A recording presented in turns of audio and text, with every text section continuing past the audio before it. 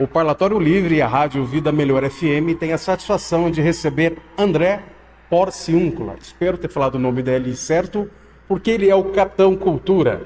Você tem visto, tem ouvido falar do trabalho dele e do secretário Mário Frias frente à cultura no Brasil, que na minha visão é uma posição ingrata, mas qual eles têm feito com bastante esmero. Seja muito bem-vindo. E eu quero começar essa entrevista perguntando para ti qual é o principal desafio dentro dessa pasta que parece ter se apresentado tão ingrata. Grande desafio nosso. Acredito que o maior desafio foi mudar a lógica que perdurava na própria estrutura burocrática, né? A Secretaria Especial de Cultura era vista como se fosse um sindicato de classe, né? Uma instituição voltada a servir o interesse de uma pequena elite artística.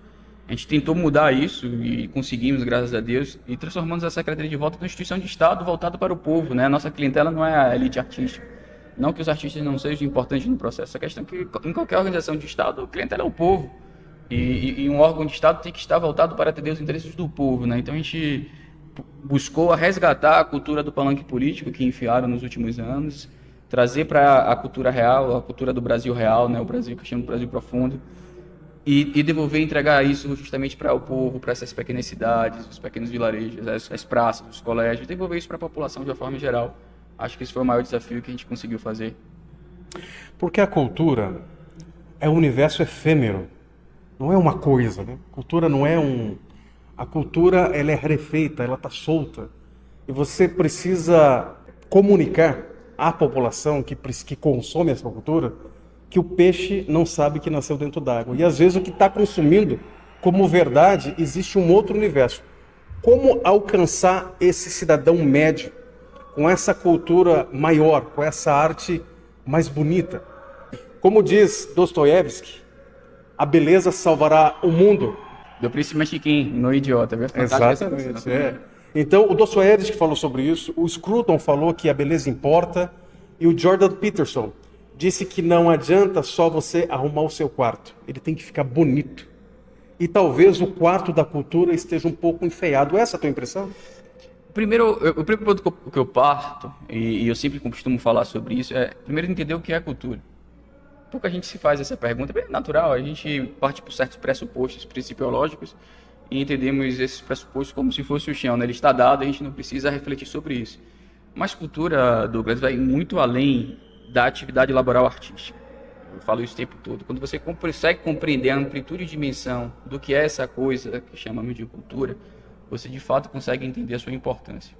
Tem um poeta inglês que eu acho extraordinário, tem o melhor livro sobre cultura, quem escreveu foi um poeta, o maior ensaio sociológico sobre cultura foi um poeta, chama-se T.S. Eliot. O nome do livro é Notas para a Definição de Cultura. No livro, Eliot faz uma comparação extraordinária. Ele diz que culto e cultura são dois lados do mesmo fenômeno transcendente. Então, quando você compreende que culto e cultura são dois lados do mesmo fenômeno, você entende que todo comportamento social em sociedade é crença.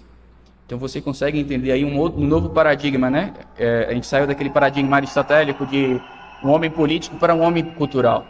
Então se você consegue compreender que todo ato humano em sociedade é um ato cultural, a gente consegue que todo cidadão em uma sociedade é um agente cultural. Veja que você muda o giro de perspectiva em que apenas uma elite ungida é o detentor extraordinário e milagroso da representatividade cultural, e você passa a dizer que cada cidadão nessa sociedade é um agente ativo de cultura. Ele não é só produto de sua cultura, ele produz cultura. Então, quando você consegue compreender isso, você vai para o próprio alicerce de valores de uma civilização. E você consegue mudar o eixo de importância. Então, qual é o nosso papel nisso? É dizer, povo, a cultura é sua. Vocês são, de fato, os representantes da cultura. Vocês, de fato, produzem cultura. E nossa função como Estado é preservar o que vocês produzem. Então, resgatar essas noções de sublime e belo que você falou são parte do pressuposto fundamental. O Dostoiévski tem uma outra observação que é fantástica em Os Demônios, que ele diz que sem beleza não seríamos capazes de produzir nem mesmo um prego. E é isto. Sem essas noções de belo que estão intrínsecas à ideia de cultura, nós não teríamos civilização. Os valores da civilização seriam destruídos, né? E a função primordial da esquerda é justamente essa, né? O que eles chamam de guerra cultural. É você destruir a percepção do sublime e do belo, nessa unidade em que Deus é a representação máxima da beleza, o arquétipo supremo da beleza, né? E você destrói valorativamente esses alicerces que fundamentam a nossa cultura. Porque a ideia do belo está intimamente ligada à ideia do bom. De Deus. Exatamente. É interessante ouvir você falar isso, porque em alguma medida isso foi cooptado. E parece que existe uma hegemonia de um grupo muito seleto que detém a cultura. Mas a cultura não pertence a um grupo ou a uma pessoa. Não. A cultura pertence ao povo. E o trabalho que o senhor e o Mário Frias têm feito é trazer esse resgate e tentar ressignificar esse valor para o povo brasileiro?